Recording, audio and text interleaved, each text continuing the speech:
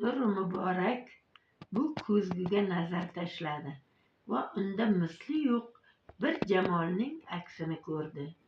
Nur Muborak buni ko'rib shukr qildi va 5 marta sajda ado qildi. Sajdalar aro Haq taoloning yagonaligini va qudratini, bemisilligini zikr etdi. Nur Muborak shu sajdada 100 yil turdi. Alloh taolo bu orada qip-qizil yoqutdan jilo berilgan daraxt ustida bir qandil bino qildi.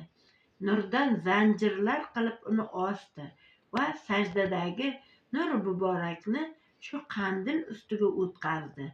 Qandil ustiga qo'ngan Nur Muborakka bunda hamisha mening ismim va sifatimni zikr qilgin deb buyurdi. Nur Sharif haq rizosini tilab qandil ustida 1000 yil mobaynida o'tirib, Yaratganning nomi va sifatlarini zikr qildi.